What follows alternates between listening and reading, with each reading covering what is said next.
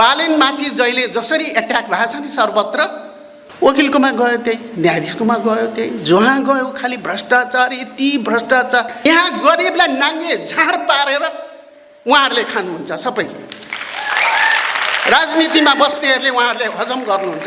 यही युवा शक्ति अगाडि आउनु पर्यो बोल्नलाई। यिनीहरूले नै अघि बढेर गर्नु पर्यो, यिनीहरूले नै अब चुनावमा उभिनु पर्यो। मुलुकको विकास पनि हुन्छ। कसरी विकास हुन्छ म तपाईँलाई भनिदिउँ।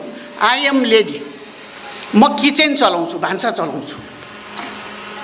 यहाँका पर्फेक्ट लेडीहरूलाई सबै छोडेर तिमीहरू यो देश चलाओ भने पनि नुन फारो गरेर, बेसार फारो गरेर, कपडा बहुत फारो गरेर, तेल नुन फारो गरेर, कटेरा बारीमा तरकारी उब्ज्याएर पैसा जम्मा गरेर महिलाले राम्रोसँग चलाइदिन्छन्। उहाँहरूले भन्दा केही नखाइकन चलाइदिन्छ, मजाले चलाइदिन्छ। देशमा गर्न सके सबै कुरो छ, गर्न नसके पनि केही पनि छैन।